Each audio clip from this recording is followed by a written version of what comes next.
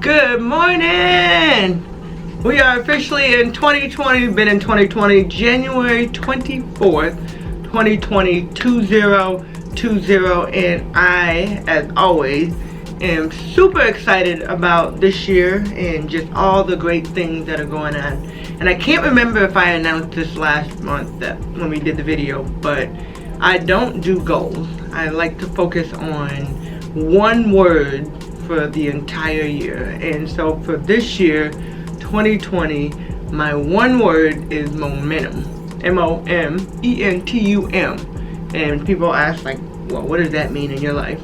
I think for me, there's just been a lot of really great things that are going on. And so even as we transition into a new year and transition into just new opportunities and new goals, and not new goals, but new opportunities, I think the momentum and being able to ride the momentum, ride the wave. So super excited. God blessed me with a lot of really cool things, and so just trying to ride with them, ride with the momentum. So let's get into our book study. I know that you guys had so much fun reading Essentialism by Greg McKeown, and I had a blast reading it. I can honestly say the Essentialism to me, and one of the main reasons that I got into this book, actually I met with a franchise lawyer because we are interested in franchising Tease Me Cafe down the road. And as I've been meeting with him, he was talking about my life and just talking about all the different things that I had going on. He was like, you know what, you need to read the book Essentialism. There's another book he asked me to read, but this is the one that he actually sent me. And so this is what I've been reading for the last month, and it's just been some really good information. So the things that I like about it, I'm going to dive into it really fast. It's not going to take a lot of time, but there are 4 different parts. So he separates it into part 1, essence, part 2, explore, part 3, eliminate, and part 4, execute, before he goes out of the book. But we're going to look a little bit at part 1 and learning what essentialism is. Essentialism is about creating a system for handling the closet of our lives. So of course you think about closet, I think about my closet.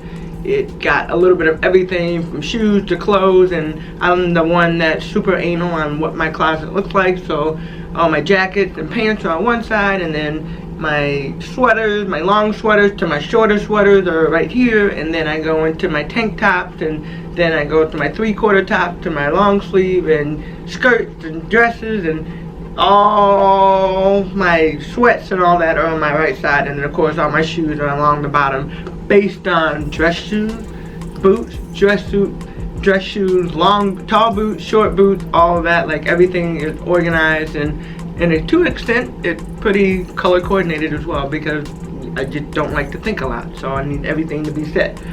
But when it thinks about creating a system for handling the closet of our lives, I think about just having some type of routine, having some type of organization in your life so that everything has an order to where it is. It is a discipline you apply each and every time you are faced with a decision about whether to say yes or whether to politely decline. It's a method for making the tough trade-off between lots of good things and a few really great things. It's about learning how to do less but better, so you can achieve the highest possible return on every precious moment of your life. So, I mean, that is right smack in the beginning of the book. And so when I read that, I was like, this is the perfect book to start the new year, because as you start the new year and as you start to organize your life and get a routine in your life, how important is it when you think about the closet, you think about your life being a closet, how important is it for you to organize your life? So I thought that was really good. That's point 1. Point 2, which was about boundaries. And I think that even as I think about momentum, this is also going to be a year to say more no. Because the reality is there's a lot of things going on, a lot of really great things, and when you're going through momentum, that just means, like, you think about the ball that's rolling down, a snowball that's rolling down the hill, and the more snow it collects, the bigger it gets, and then you just start running people over, right? But we're not running people over. But I think about just the fact of being able to say no. I mean, so essentialist, and this is kind of what he talked about in the book, the difference between the essentialist, which is living your life simpler, finding the things that matter, and then the non-essentialist people that just kind of like, oh, you know, I'm going to say yes to everything and I'll do this, and even if I don't have time, I'll figure it out, and then you end up stressing yourself out because you said yes to everything and you don't have time to do everything. So the difference between the essentialist and the non-essentialist. But in here he said essentialists see boundaries as empowering. They recognize that boundaries protect their time from being hijacked and often free them from the burden of having to say no to things that further others' objectives instead of their own. So how many times have you been asked to do something for somebody else?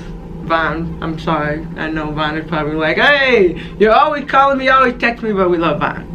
But how many times has she been called, or I've called her, or even all the projects that she's had going on, and she says yes, yes, yes, and sometimes it's probably not the best use of her time. And I know that has happened to me as well, when people call and want something done, and it has nothing to do with the things that I'm passionate about, which, if you don't know, I am super passionate about helping youth find their dreams and their goals, and helping people in general. So if it's not in that, I'm pretty much probably going to say no. And then of course I have my job here, the Indiana Fever. We're going to win another championship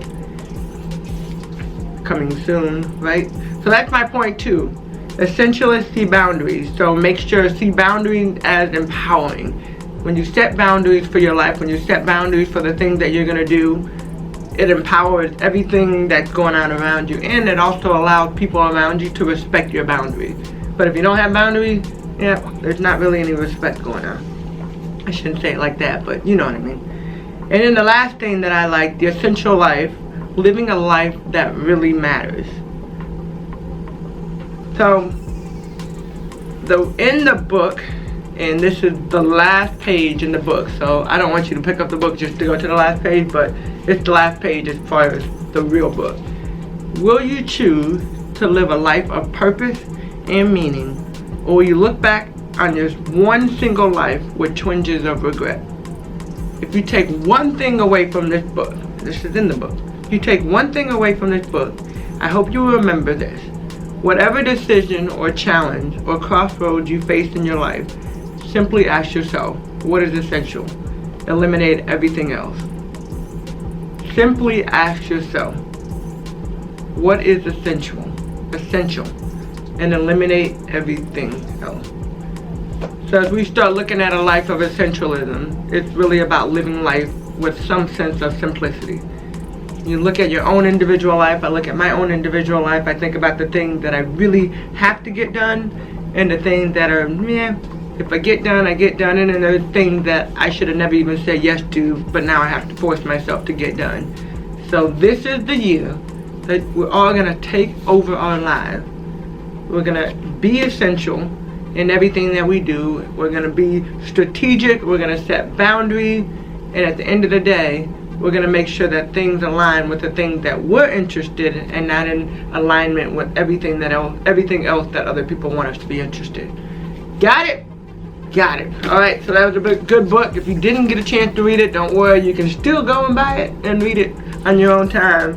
But as we move on to the next book, I want to tell you guys something. I am going to be joined by a special guest from here on out for this whole year. Had a challenge right before December. My sister and I were sitting around and, we're talking about, she was like, next year I really want to do better and making sure that I read a book every month. And, she got 2 kids, she's married, and she just feels like sometimes she doesn't take time to do the things that she wants to do. So I challenged her. I said, you know what? We do the vlog every month. We do a vlog and I read a book every month. And she said, well, the books that you want to read aren't necessarily the books that I want to read all the time. So, the way that I live simply. Simplicity is the big word for today, right? Simplicity. So I said, you know what? No worries. I will pick my 6 books that I want to read, and you pick your 6 books, and every other month we'll read each other's books. So she said, okay. And this is the big treat. The big treat is that she is going to do the vlog with me. So she's not here today. Obviously, I'm in the office and she's getting the kids ready for school. But from here on out, so every month for the next 11 months that we have, my sister Taja will be joining us, and we will be talking about our book. And so she picked the book for next month, You're Already Amazing, Embracing Who You Are, Becoming All God Created You to Be, by Holly Girth. So I'm excited. I haven't even really flipped through the book. I just ordered it. It just came from Amazon, so I'm excited to jump into it. It has a journal, but I'm doing a journal. It's another commitment for me. I want to write in my journal every single day, and even if it's only 1 minute that I spend, until I get consistent with writing in my journal, 1 minute every day. Normally I do it every night before I go to bed. So I'm excited. Holly Girth, You're Already Amazing, Embracing Who You Are, Becoming All God Created You to Be. And what a great way to go into February, but believing that we're already amazing. So momentum is my word. What's your one word? Send it to me so that we can talk about our one word together. And I hope that you will join me. If you didn't get a chance to read Essentialism, go get it, read it, and then make sure you pick up Holly Girth, You're Already Amazing. It will be an amazing book for us to read together. Alright, so happy 24th. Happy January 24th. And we have, 30 some days? I don't know. I don't really know how many days. I'm kind of confused right now. But we have a lot of days until the next 24th in February. And I look forward to joining you guys on this journey to being awesome. Because you are awesome. Already amazing. We'll see you next month. Alright, have a great day. Bye.